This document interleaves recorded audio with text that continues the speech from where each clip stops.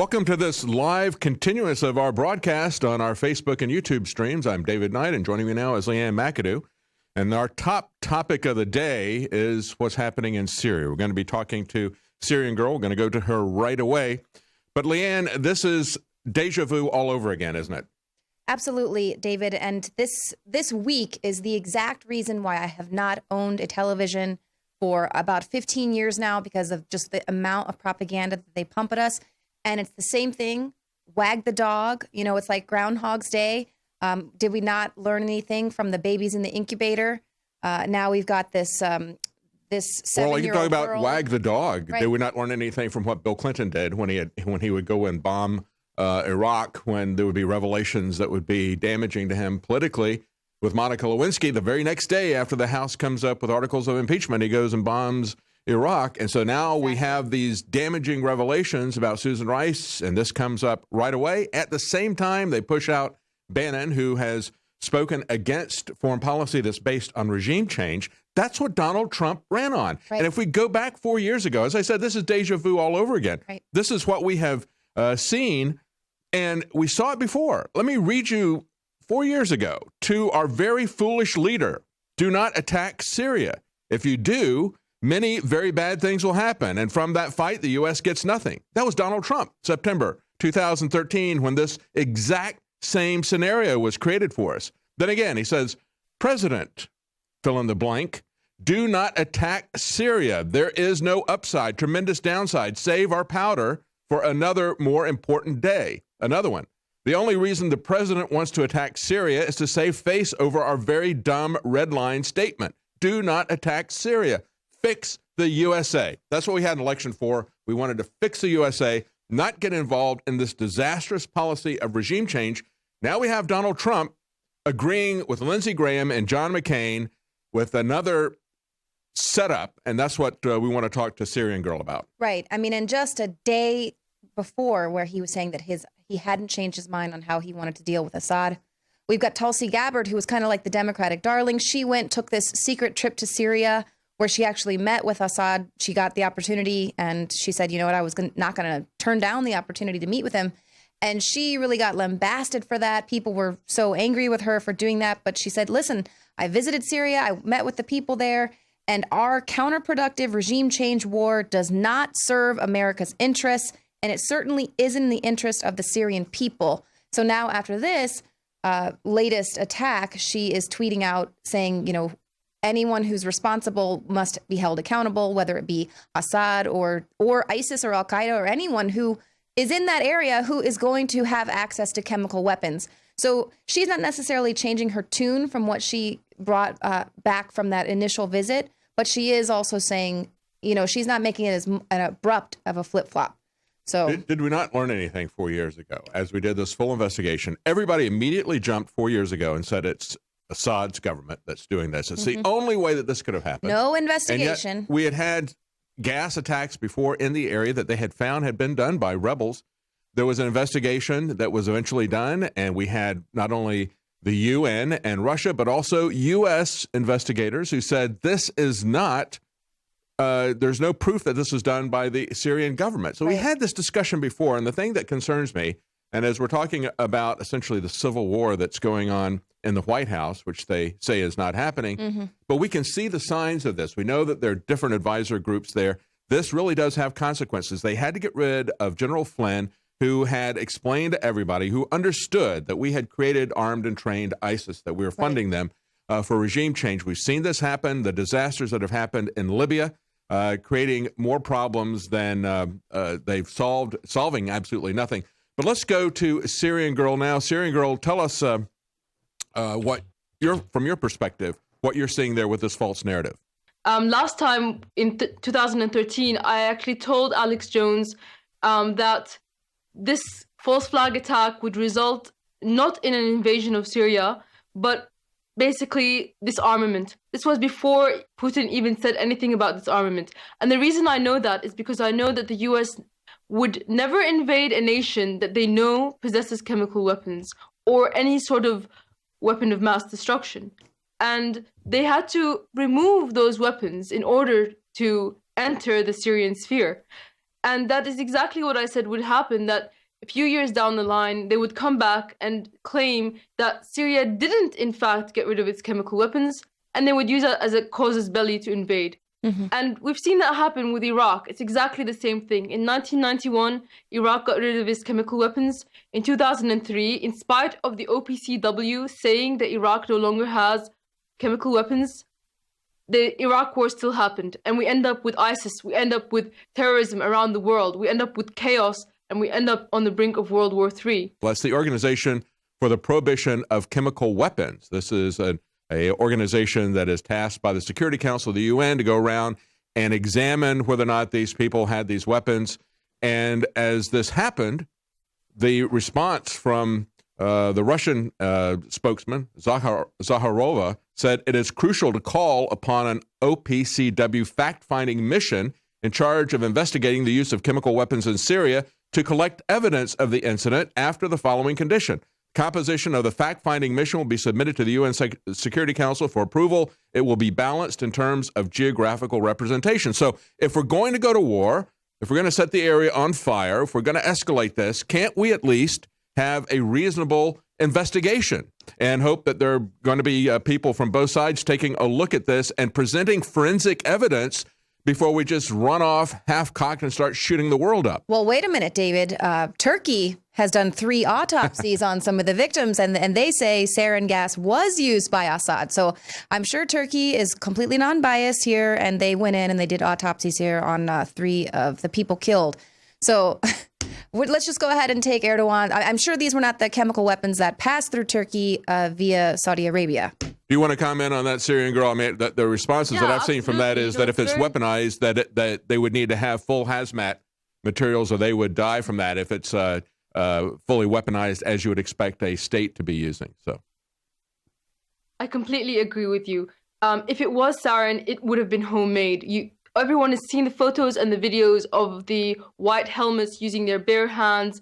Sarin can be absorbed through the skin, and it will kill you. Weaponized sarin will kill thousands. The Tokyo sarin attack resulted in 12 dead, but 4,000 injuries, and that was homemade sarin alone. If it was weaponized sarin, we would be looking at a completely different scenario. Obviously, it's very interesting that Turkey would come out and say that it is, in fact, sarin, because we've seen the narrative shift so many different times. At first, they said it was sarin. Then they said it was chlorine. They can't quite decide on the narrative, because if they say it's sarin, people then say, well, Syria got rid of its sarin, so how could it be Syrian sarin? So then it comes back to the fact that there's been multiple reports that the rebels have chemical weapons, that they have sarin, that Hillary Clinton brought Libya's chemical weapons to the Syrian rebels. This is a Seymour Hersh article. And in fact, the United Nations said that they suspected the attack that happened in 2013 was behind what the rebels were behind. This was Carle Del Ponte. You can also look that up. So we have a lot of evidence that this is a false flag. In fact, more evidence than last time. Last time it was very well timed, because the OPCW had arrived in Damascus the same exact day as the chemical attack happened. And that was because they were brought to Damascus by the Syrian government to investigate a chemical attack that was conducted by the rebels in Aleppo a month earlier. And now we have also, again, perfect timing. Trump says Assad is no longer a priority. The next day, 2 days later, you get this false flag attack, and suddenly Trump is changing his tune. That's right, because we have different advisors in place. Exactly. And Michael Flynn, he was one of the advisors that said that he believed possibly the rebel attack in 2013 was because was a false flag. And maybe that's one of the reasons he was removed.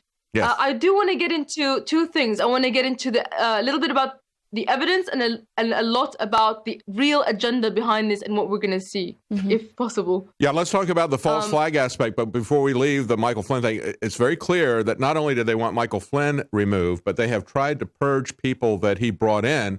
The CIA made it very clear. We've had a lot of media reporting, both for and against Trump, reporting that the CIA has said that these individuals that Flynn brought in were unacceptable to them. Why? Because they want to do this false flag. So let's talk about the evidence that this particular attack was a false flag? Well, putting aside the perfect timing that this happened, where the State Department just made a statement that they no longer see removing Assad as a priority, and that the Syrian people must decide their own president. Aside from that, a lot of the reports are coming from the so-called White Helmets NGO, which is George Soros funded. It's receiving UK and US tax dollars, and they've been filmed carrying Al-Qaeda flags around, taking part in executions, hanging out with the child beheaders of the Nur al-Zinki group, one of the rebel groups that the CIA vetted and gave weapons to, which ended up beheading a child. Channel 4 News featured a video of those child beheaders hanging out with the White Helmets. I, on one of my channels, Syrian Girl War, have a video of 2 White Helmet members torturing a Syrian soldier. Like, the White Helmets, as we now know very clearly, are the same individuals that are with Al-Qaeda. They just put on a white helmet and suddenly they're no longer Al-Qaeda. And prior to this attack, a week before, in a Christian town in Hama, near Hama, there were actually 250 people that were kidnapped. So it's very clear that these rebels do not care about civilians and they do not care about children. They behead children. So why would they care? And in the past, they've used children as tools, pawns for this political agenda. There was a Pakistani British doctor who tweeted out that he had received gas masks and he was holding interviews. He was taking interview requests instead of helping the people as the injuries were coming in. His name is Sajul Islam. What do you know about him? Well, he was actually one of the people who was arrested on terrorism charges for kidnapping 2 British journalists in Syria. And while they didn't have enough evidence on him, and because the journalists couldn't testify, and he ran back away to Syria, he was actually removed from the medical board because of this incident. And another interesting thing that was happening at the time is one of these, Al-Qaeda linked journalists posted on his Facebook that tomorrow we're going to begin a campaign about chlorine gas attacks. And then this happens. So once again, the media is unsure whether it's chlorine or it's sarin. They can't settle on it. But there's been uncanny, they can't possibly be psychic, indicators that they've been pre-planning this false flag attack. And in fact, they've been receiving hazmat suits and gas masks days before the attack happened. So they must have known that they were going to use them. The thing is that with Trump, there was signs that he maybe swayed early on. He talked about safe zones. People convinced him that safe zones were going to stop refugees, basically. But safe zones were in fact just another word for no-fly zones. It's just a rehash of that, which in its entirety is the plan to balkanize Syria. And that's what we saw 4 years ago. They were saying we need to ground Syria's air force and so forth and so on. And at the time, if you remember, when we were talking about the false flag aspects, which were identical to this at the time, we were saying we're not going to be Al-Qaeda's air force because we knew that we had ISIS, Al-Qaeda, the White Helmets, whatever. They rebrand them as they wish. As people discover who they are, they come up with a new name. But we knew what was going on there. We had people like Flynn at the time telling us what was going on. It was eventually exposed what they had been trying to do, but they wanted us to essentially be their air force, and the purpose was regime change. And if we're concerned about the deaths that are happening there, and we should all be concerned about that. I mean, people really died. That's the issue. It's not that this is a fake incident there. People really died. They died horrific deaths. That's why chemical weapons are banned. So we're not saying that nothing happened. We're not saying that this isn't a horrible situation. What we're saying is that this policy of regime change that's been pushed by people like John McCain and Lindsey Graham is really what is responsible for this. And we need to back off of that aspect of it, and we need to understand the telltale signs, as you're pointing out, the fact that this happens immediately after some significant political events that are happening here, but also the fact that they immediately know who did this without any kind of investigation. They've already got the solution in place, just as we see when there's a mass shooting, and immediately they want to roll out their agenda of gun control. We know that that is a hallmark of a false flag operation, when they immediately start selling their agenda that has been in place. But we have seen this exact pattern 4 years ago. That is what is so distressing about this. And whoever planned this, perhaps they were also the ones that planned a meeting with Trump and the Jordanian king prior to the chemical attack. So the meeting happened the day after, but the planning for the meeting happened before. And Jordan is a key player, because some are saying that the US wants to, the deep state, in fact, wants to invade through Jordan and balkanize Syria and divide it in that way. And, I hear a lot of people sometimes say, well, what's the problem with balkanization? Especially in terms of the Kurdish issue. The Kurds have been receiving very, very positive media from all sides. You never hear anything bad about them. They're supposedly fighting ISIS in the north there, and they're hanging out with the US military. The real fact is, however, is that they've been ethnically cleansing the Christian population in the northeast of Syria and Iraq, because they are of the Assyrian ethnicity, and they do not want anyone in their region to be of an ethnicity other than Kurdish. The regions that they're trying to take is filled with oil and agricultural resources, but Kurds are not a majority in those areas. They only make up 40%, and so to become a majority, there's been basically continuous ethnic cleansing campaigns. They actually assassinated one and tried to assassinate a second Christian Assyrian leader, and then tried to pin it on ISIS. But because one of the people they tried to kill survived, he was able to go and tell his story and say, actually, it was the Kurds that tried to kill me. They've been disarming the Christians in Iraq and confiscating their land. Just look up the Assyrian Christians in Iraq and see the kind of things that they're saying. Basically, creating a Kurdish state is gonna expedite the end of the Christians in the Middle East, because ISIS is just, the excuse to create these separate states. It's basically an enzyme. It was always made as a target, and at the end of the day, the target is balkanization, and they can't do balkanization unless they get rid of Assad.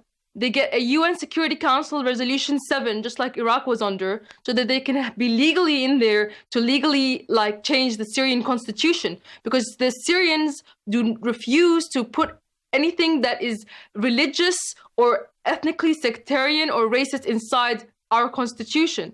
So unfortunately, the people who are in the deep state, who refuse to give up on this idea, are prepared to take us to World War III. And you see them threatening Iran, threatening North Korea, threatening Russia, threatening China in the South Sea. Maybe they know that if this is really going to happen, it's going to happen on all fronts. It's going to be a global war. And that's what's concerning about all this is exactly a global war. And that's what's concerning, because we see people like John McCain, who seems to only get excited when the possibility of massive war and bloodshed is involved. And that's the thing that concerns me, is the fact that we now have Donald Trump, who campaigned and won on the idea that we are not going to set the world on fire with regime change. We saw what happened in Libya. Omar Gaddafi was not a great guy. He was not a good guy. Nobody is saying he was a good guy. But things are fairly stable there. We didn't have the kind of situation that we have now, which is an arms bazaar for terrorism, total chaos in the area. And we started that. And we're reaping the whirlwind after that. And they're doing the same thing. ISIS was created. It's a rebranding of Al-Qaeda. People need to understand what it represents. The Islamic State in Iran and Syria. That is the goal of what we have John McCain involved in. And this is what is really concerning as I watch this, is you're talking about the fact they set up the summit with the Jordanian king and so forth. They're very cleverly isolating Donald Trump from his voters, from the people, from the agenda that he ran on and won with. That's why he needs to hear our voices. People in America need to wake up and understand that it's not just the Syrian lives that are on the line. It is our lives as well. this chaos, this death, this destruction, this enabling and equipping and training of terrorists is going to blow back on us. It already is in many places in the West. That is what is so concerning about this. We're not talking about increasing our safety and security by continuing these regime policies. We're actually making it worse for Americans. We're not going to be safer by spreading this kind of war and chaos throughout the Middle East. It's a very complicated situation. As you were pointing out, Syrian Girl, we have different ethnic groups, we have different religious groups, we have different political groups. They're all after resources in that area. That is why the CIA is involved in this kind of divide and conquer policy. Right. And we need to push back against this deep state narrative that appears to be taking Donald Trump. They couldn't defeat him in the election. They couldn't defeat these ideas. But now it appears that they're going to surround him and isolate him. I always said that was the real issue that we're going to have. They were going to, if there was a massive groundswell of Americans who would push for this, push for Trump, push for this type of change, they would wait, let that happen, and then isolate the individual that was elected. And that's precisely what it appears they're successfully doing now. Yeah. And I would like to know, what do you really want people to understand? Because, you know, here we have Representative Tulsi Gabbard making that surprise trip to Syria. And she says she spoke with Syrian people all over the country who were saying that the regime change does not, that they don't want that there. It's not in the interest of the Syrian people. They want the West to keep to themselves. But the only thing that we are being bombarded with is this 7-year-old Syrian girl and her heartbreaking plea, and she's blasted all over CNN. This is 7-year-old Syrian refugee Bana Alabad, and she was the one that was tweeting, famously, this 7-year-old tweeting from the war zone, and now she's in Turkey with her family and making this plea to Assad. And that's the only side of the Syrian people that we are given access to in the West, are the people who want to fight Assad, but people don't understand that it's a huge country. So what can you help us understand about the Syrian people and what's in their interests? Well, you know, this poor little girl is actually exploited by her parents. Mm-hmm. Her father is a fighter. He's a terrorist. And her mother is the one making all the tweets. And one of her most famous tweets is that, you know, we need a war in Syria, even if it means World War III. And this is the humanitarian voice that we're supposed to follow. Mm-hmm. She and her family, you know, they're alive. They weren't beheaded by US-backed moderate rebels. They suddenly, you know, ended up from having the last message coming out of Aleppo and I'm injured, I'm dead, I'm alive again. Suddenly she ends up on Erdogan's lap in Turkey. You know, I have photographs, which I will release, of their entire family inside Turkey in a playground. It's claimed that this was before the war. However, Bana appears to be the same exact age as she is now and not 3 years old, which would happen before the war. So it's a ruse. Mm-hmm. And there's another one, her name is Shami, I believe, another one of these voices that were supposed to represent the Syrian people, you know, and she, in her videos, would try to, of Aleppo, try to avoid showing you all the militants with guns. The most famous one, though, is Bilal. CNN reported him all the time. He's an American in Syria, and he's supposed to be the voice of Syria. He was one of the people who had a last message for Syria. A few days ago, he ends up on the US kill list of terrorists. So CNN wants us to believe the guy who is now on the terrorist kill list. It's an atrocious thing. The Syrian people want the war to end, and they don't want terrorism. They want a secular, safe country. Right. That's right. They want peace. They don't want to see the kind of horrific things that we saw this last week. And that's what we need to understand. I want to focus for a second here on Turkey, because you talked about the fact that this young girl winds up on Erdogan's lap. Mm-hmm. When Seymour Hersh, who Pulitzer Prize-winning journalist, exposed this a few years ago, he was talking about how rebels had smuggled in chemical weapons through Turkey. There's a Turkish connection again, with the approval of Hillary Clinton, and you mentioned that earlier. And then, of course, we now have the Turkish government saying we have looked at these bodies, and this is sarin gas, and it only could have come from the Assad regime. All of these things are bogus, they're lies. And so This is the key thing, I think. When we look at this, when we look at the people who are pushing this narrative, and it is exactly what we saw 4 years ago. We see Turkey pushing this. We see John McCain and Lindsey Graham pushing this, who are, the political arm of the CIA, if you will, in the Senate. This is the thing that I find so obvious, and yet I'm very disturbed by the fact that Donald Trump seems to have been isolated from not only his campaign, but also from the voice of voters, from the voice of reason by the removal of Michael Flynn and others. And now with Bannon being pushed off of the National Security Council, there is no vote there to speak against this insane policy of regime change throughout the world. And it appears to be working. It appears that Donald Trump is going to follow Lindsey Graham and John McCain and goose step off into World War III. Your comments, Syrian Girl. Well, Turkey, the entire legion of ISIS entered Syria through Turkey. They have been arming the insurgents, the Islamists, since the start. Erdogan's government is Muslim Brotherhood. A few weeks ago, the US was talking about putting the Muslim Brotherhood on the banned organizations list. Mm-hmm. They are the reason that terrorism has spread throughout the world. Trump, I don't know if he's been threatened, bribed, or brainwashed, but he is completely different to the Trump we saw in 2013, who was saying that the stupidest thing you could do is attack Syria. Yeah. And I think that there is a part of the US government who really doesn't want World War III, mm-hmm. and they've been pushed out. Yeah. You have now Ted Postal, who's come out again since this attack, to mention the fact that the missile shield in Israel is not going to work, the Iron Dome, that it doesn't work. And I feel that some of these individuals in power think that they can protect themselves or save themselves from a nuclear war, but that everybody else can pretty much go to hell. And that they're fine with that as long as they get full domination, full control, cut up countries as they like and redraw maps.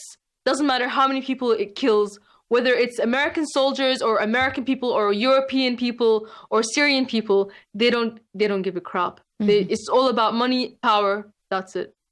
And I guess the thing that is really concerning is this article we had at infowars.com yesterday, and the title was Report Soros-Linked Group Behind Chemical Attack in Syria. Of course, they were talking about the White Helmets, the al-Qaeda-affiliated group, and you talked about that earlier. But they conclude the article with this. They say NATO governments are unhappy with the Trump administration's recent statements that they no longer see regime change in Syria as a priority. And in response to that, British Prime Minister Theresa May made a statement that Britain was still fully committed to regime change in Syria. And so he makes that statement, and then immediately after this happens, we see a complete about turn. And I guess that's the thing that really has us all so concerned, that he not only campaigned and won on the issue that we weren't going to be fooled again by another false flag attack like we saw 4 years ago. He was not fooled by it 4 years ago. But then after he gets in office and the people who got him there get removed, and it's very clear that he's being isolated. Flynn is removed. Bannon is removed from the Security Council. And then all of a sudden, this happens just as all that is going on. The headline from Zero Hedge says it all. On the same day Bannon removed from the NSC, Trump saber rattles war with Syria. The people who surround the president really makes a difference. And that's why I was so concerned with so many of his appointments early on. Everybody said, just give him time. He wants to have all these different voices at the table. And it's like, they're going to isolate him from reality. They're going to isolate him from the public opinion that got him elected. And that's the very disturbing thing that I see, is this isolation that is happening and the abrupt 180 that Donald Trump did this week on the basis of this attack. I don't know.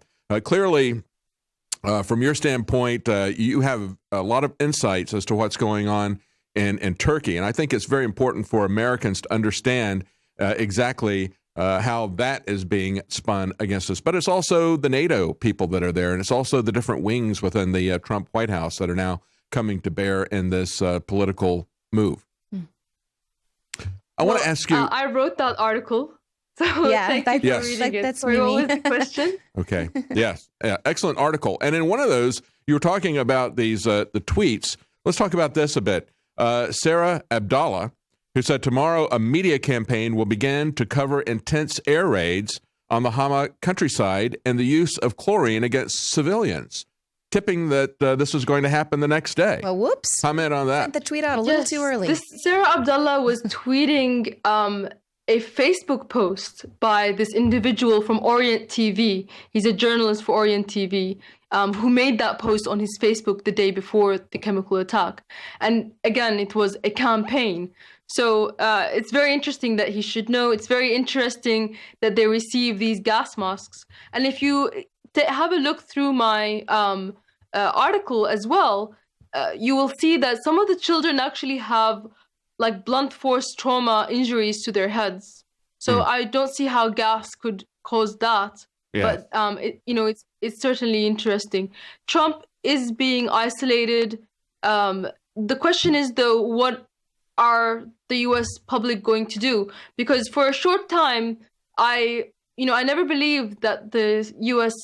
had a democracy that was alive. I really believed that the deep state was completely in control. We had a Clinton and a Bush and a Clinton and a Bush. And with Trump's victory, with all of his rhetoric, we really thought that there was a chance that the world could change, that there could be some peace, and that we weren't headed for this all-out war. And now those hopes have been dashed. So the question is, what is the U.S. public going to do? Because this is all unfolding before our very eyes. Yes. And we need to not put up, we have to understand that now Donald Trump, who wrote these tweets that I read at the beginning of the hour, saying, do not attack Syria. There's no upside, tremendous downside. Mr. President, you want to attack Syria to save face over a very dumb red line statement. And now he's putting out his own red line statements. He's sounding like Jeb, and he's sounding like Hillary, and he's sounding like McCain and Graham. And this is very, very troubling. And I want to say one more thing, too, when we talk about the false flag aspects of this. We've had other situations where not only did it happen at a politically significant time, not only did they have the solution, quote unquote, already lined up that coincided with their political goals, but we would have a tip-off the day before that something was happening. There would be information that would be on social media. Typically, people would push back against that and say, well, that has to do with differences in timestamps and so forth and so on. And yet, in this particular social media posting, the guy said tomorrow, and he did it the day before. So this is not some kind of a timestamp discrepancy. This is a clear prediction of what was going to happen. And we weren't just told this is going to happen a day before. We were told that this was going to happen 4 years ago because they did exactly the same thing 4 years ago. Why would Donald Trump not fall for it 4 years ago, but now appears to be falling for it today? And of course, there is still a little bit of hope because they're saying they have not decided on a course of action yet. And yet there is so much saber rattling coming from the tweets and from the administration. It sounds like they have decided that they're going to do precisely what he spoke against Barack Obama doing 4 years ago with exactly the same scenario. Right. It's very bizarre for Trump to suddenly say that he has, the emotional aspect of watching these videos have swayed his foreign policy when last month, apparently the US had a higher civilian deaths than Russia or Syria airstrikes. And this is from the same people, the same organizations like the Syrian HR organization that's run by a guy in a 2-bedroom apartment in Coventry that makes all of these statements. Trump is believing this source who at the same time, said that the US had killed more civilians than anyone in March. So why these civilians are more important than those civilians, it doesn't make any logical sense. And why did the 2013 civilians not affect him in the same way? Why exactly is he suddenly now just all emotion and no logic? I said that last night when I started to read this news. I started out with a story about what happened in Tikrit, Iraq, the dozens of people that were killed there. And I said, oh, wait a minute, I thought this happened in Syria. And it's like, oh, yeah, these are two separate stories. You heard about the one story, but you didn't hear about the other story. You haven't heard about the bombings in Yemen and the civil war that Saudi Arabia started there and that we are supporting. You haven't heard about the attacks on hospitals in Afghanistan that went on for a very prolonged period of time that went back to Obama's military. So we have to understand this is being very selectively done. We're told that the Russians bear responsibility for this, that they need to do something about it because they are dominating Assad there. And yet, do we not bear responsibility for what is going on in Iraq? Don't we dominate Iraq in the same way that Russia dominates Syria? Syria has no motivation to use the gas. They don't have the gas. And if they supposedly had stashed away some of the gas secretly, you would think that they wouldn't expose that fact by using it on a random small town and would have kept it in the case that there's an invasion or something to save their lives.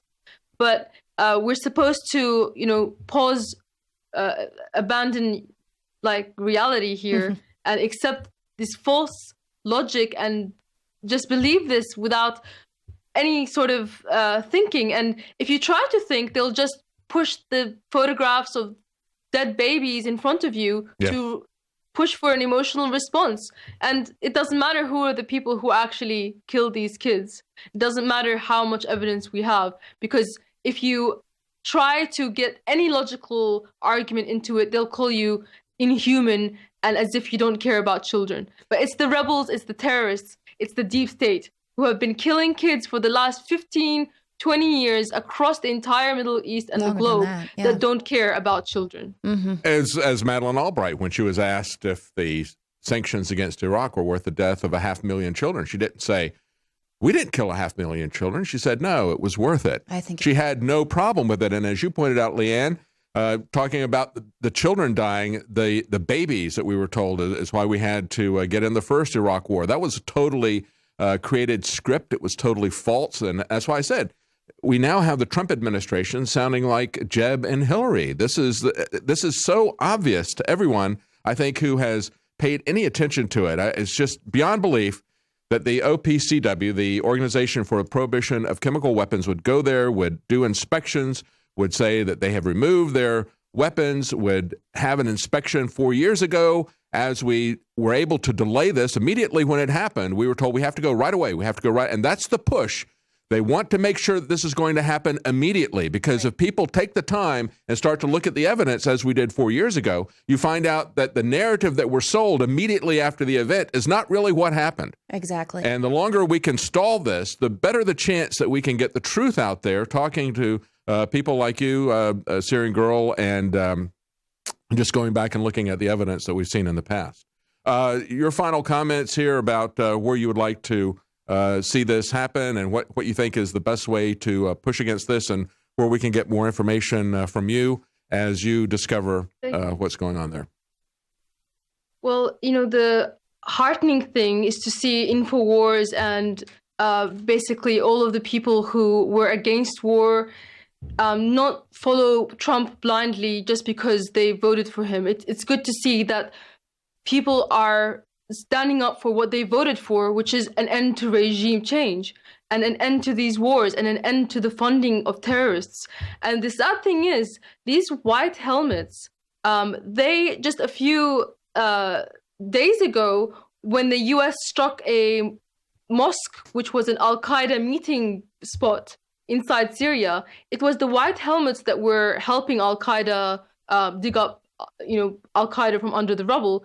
And those white helmets called Trump a war criminal. So it's interesting that he now believes these terrorists. He now is giving them his ear, and he's supposedly the one who's against terrorists. The US is already inside Syria. They've already invaded the north of Syria. It's under the pretext of fighting ISIS, but the deep state doesn't care about that, and it's still the case. Their objective is balkanization, and to get that balkanization, they might have to end up causing World War III. And how do we stop that? It would be great to show Trump that his constituents will not stand for this. How? I'm not sure. Maybe it's going to take going onto the street and protesting. Maybe it's going to take calling up congressmen. But the frightening thing is it doesn't even seem like they're willing to speak to Congress about this or do anything in a remotely legal way, because they're even talking about bypassing the United Nations. But I hope that we can all stand up against world war. Well, I think people have to, as you point out, we have to stand up as we did 4 years ago. And we have to stand we're not really standing against Trump. We're standing with him. These people who are pushing regime change in Syria, people like John McCain, who went to Syria, the beginning of the Trump administration, he went on his own. He conducting his own foreign policy, meeting with ISIS in Syria. And he said, these people don't know anything about it. I've met with ISIS many times. He even talks about that. Yeah. So here's this guy who is pushing for regime change in Syria, working with ISIS.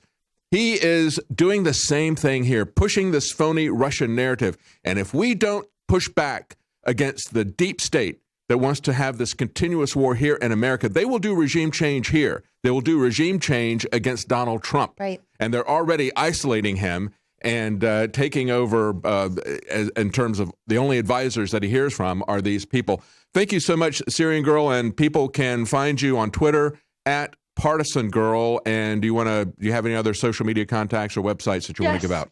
Syrian Girl Partisan. Syrian Girl Partisan is my YouTube, and Partisan Girl is my Facebook. Thank you so much for having me on. And I do agree that at the end, they're going to take out Trump because he's made too many statements that they can't live with. That's right. That's right. They're working on regime change or regime neutralization here in America. Thank you so much, Syrian Girl. Thank you. Yeah. Now, we're going to take a quick break. I just want to remind people that we do have our new toothpaste. I've got it right here, Super Blue, even though it is pink.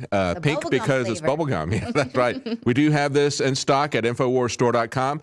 It has a different taste, one that is not as strong. We put a bubblegum taste in there so you can get your children will love this. It still has the essential ingredients like iodine and nano silver that will fight bacteria in your gums that other toothpastes don't have, and it doesn't have fluoride. Instead, it has iodine. So it's very important to have those bacteria-fighting elements in there and not have something that is going to impact IQ, going to be harmful for your children.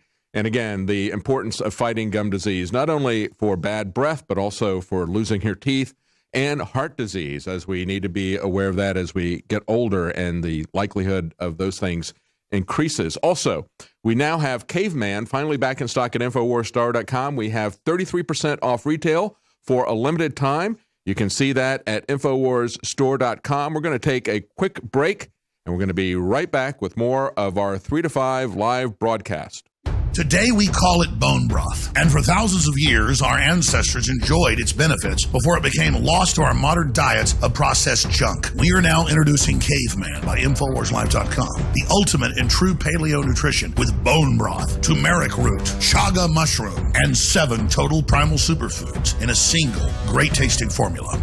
Caveman. It's those people living in the wilds having to actually build civilization that are our superior ancestors, and we need to do everything we can to recapture that. Everyone knew that you used all the parts of the animal. You used the meat for sustenance, the fat for cooking, but you used the bones for strength. From the outside structure full of minerals and key cofactors to the marrow that produces the blood for the body, this is the engine of the life essence. I'm a long way from the caveman my ancestors were, but I'm sure as hell trying to get back to that essence that made us what we were, and this is a big part of it. I know you're going to want to check out Caveman Ultimate Paleo Formula for yourself at InfoWarsLife.com today.